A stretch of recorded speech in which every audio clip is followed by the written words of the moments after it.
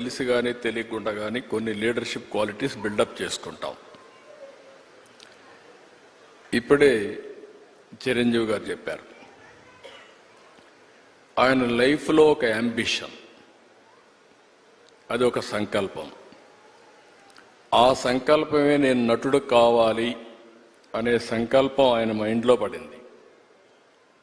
అక్కడి నుంచి ఆయన జీవితంలో ఒక పాజిటివ్ మైండ్ సెట్ డెవలప్ చేసుకున్నాడు.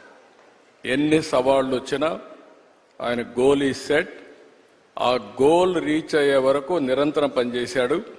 ఒక మాటలో చెప్పాలంటే ఎన్టీ రామారావు గారు ఉన్నంత వరకు ఈయన ఒక స్థాయిలోకి వచ్చారు.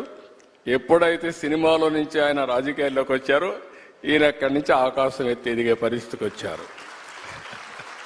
అంటే దానికి కారణం ఏంటంటే ఒక మహానటుడు ఉన్నాడు, అప్పుడే నటుడుగా ఉన్నాడు.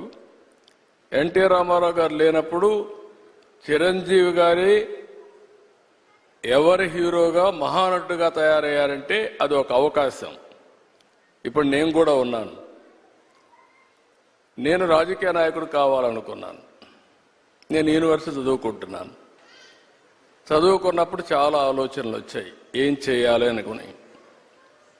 చాలామంది నాకు సజెస్ట్ చేశారు, బాగా చదివితే ఐఏఎస్ అవుతామని. నేను అనుకున్నాను, ఐఏఎస్ అయితే 10 మందిలో నేను ఒకడిని చెప్పి. మా వైస్ ఛాన్సలర్ పిలిచి లెక్చర్ పోస్ట్ ఇస్తాను, జాయిన్ అవుతారా అన్నాడు. I said no. ఏంటి కారణం అన్నా? నేను ఎమ్మెల్యేగా పోటీ చేస్తున్నాను, ఎమ్మెల్యేగా అవుతాను, తర్వాత వచ్చి మిమ్మల్ని కలుస్తానన్న. అంత నమ్మకం ఉందా అన్నాడు. తప్పకుండా గెలుస్తానని చెప్పి వెళ్ళాను. అంటే ఒక నమ్మకం, ఒక సంకల్పం. నేను ఎమ్మెల్యే అయ్యాను ఫస్ట్ టైం. నేను మంత్రి కావాలనుకున్నాను. మంత్రి కావాలనుకుంటే చెన్నారెడ్డి గారు మాకు ముఖ్యమంత్రి. అప్పుడు చెన్నారెడ్డి దగ్గర నాకు మంత్రి పదవి ఇవ్వమని మా వాళ్ళందరూ అడిగారు. నన్ను చూసి పైకి కిందికి చూశాడు. ఎందుకంటే చెన్నారెడ్డి గారు ఎప్పుడు కూడా చాలా స్ట్రాంగ్గా ఉండేవాడు. పైకి కిందికి చూసి, నిన్నటి వరకు యూనివర్సిటీలో ఉన్న స్టూడెంట్గా ఇప్పుడే గెలిచి వచ్చావు, అప్పుడే నువ్వు మంత్రి అయిపోవాలనుకుంటున్నావు, ఇది ఎక్కడ న్యాయం అని చెప్పి కొంచెం ఇచ్చేసాడు. నేను అన్నా, నాకు మెరిట్ ఉంటే ఇవ్వండి, నేను ఎంఏ చదువుకున్నాను, పిహెచ్డి కూడా చేస్తూ వచ్చారు ఇక్కడికి, మెరిట్ ఉంటే ఇవ్వండి అని చెప్పేసి ఛాలెంజ్ చేసి వచ్చాను. 2 ఇయర్స్లో మంత్రి అయ్యాను.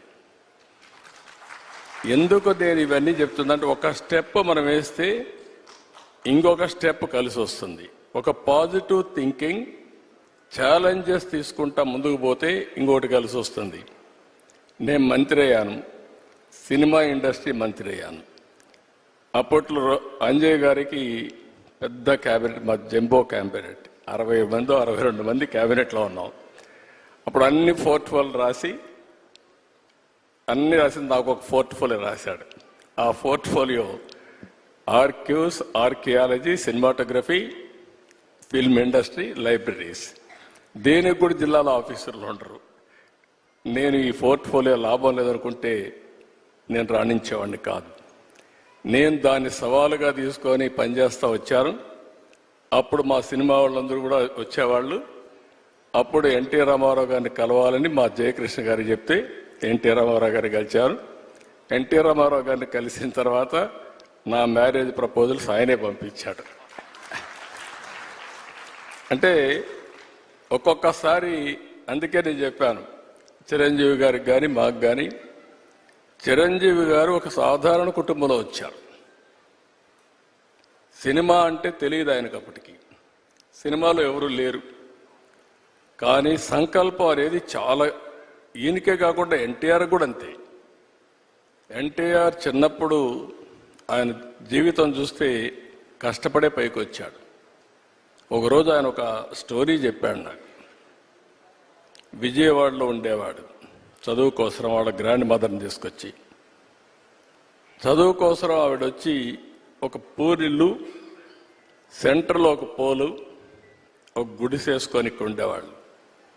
రాత్రి వర్షం వచ్చింది. వర్షం వస్తే గాలి కూడా, ఇక్కడ అప్పుడప్పుడు తుఫాన్లు వస్తాడు, గాలి కూడా కొట్టింది. ఆ ఇల్లు పడిపోతే ఇల్లు లేదు. రాత్రంతా ఆ పోల్ పట్టుకొని కూర్చున్నాడు. మార్నింగ్ వరకు నిలబెట్టుకున్నాడు. అంటే ఒక మనిషి యొక్క దృఢ సంకల్పం ఏ విధంగా పనిచేస్తుందో వారి జీవితమే ఒక ఉదాహరణ. అది ఆయన జీవితంలో జరిగిన నిజమైన సంఘటనలు ఇలాంటివి చూస్తే ఒక సంకల్పంతో ముందుకు పోయారు. అందుకే ఇప్పుడు కాదు, రేపు కాదు, ఎప్పటికైనా సరే చిరంజీవి గారికి ఉండే పేరు చిరంజీవి గారికి ఉంది. పౌరాణిక పిక్చర్లో మళ్ళీ ఎవరన్నా రాణించాలంటే ఎన్టీఆర్ఏ పుట్టి మళ్ళా నటిస్తే తప్ప వేరే వాళ్ళకి సాధ్యం కాదు. రాజకీయాల్లో కూడా ఆయన ఉండింది చాలా తక్కువ సమయం, 12 సంవత్సరాలు. ఒక చరిత్ర సృష్టించారు. అంటే ఆ సంకల్పం అనేది అలాంటి సంకల్పం. అందుకని మీరు చెప్పినప్పుడు అందరికి కూడా ఒకటే నేను విజ్ఞప్తి చేస్తున్నా, పాజిటివ్ థింకింగ్ ఈజ్ ఇంపార్టెంట్. ప్రతి ఒక్క వ్యక్తికి ఛాలెంజెస్ రాకుండా ఉండవు, లైఫ్లో క్రైసిస్ రాకుండా ఉండవు. నాకైతే నా జీవితంలో దేశంలో ఏ రాజకీయ నాయకుడు ఫేస్ చేయలేని క్రైసిస్ ఫేస్ చేశా. ప్రతి ఒక్క సంక్షోభాన్ని ఒక అవకాశంగా తీసుకున్నా, అక్కడి నుంచి ఇంకా పైకి లేసి వచ్చాను తప్ప ఎక్కడా ధైర్యపడలేదు. అలాంటి చేయగలిగితే ఆకాశమే హద్దుగా ఎదిగే పరిస్థితి వస్తుంది. ఒక మహాత్మా గాంధీ, ఒక సాధారణ కుటుంబం, ఒక అంబేద్కర్ గారు, ఒక మామూలు కుటుంబం. ఇప్పుడు మనమైనా బెటర్.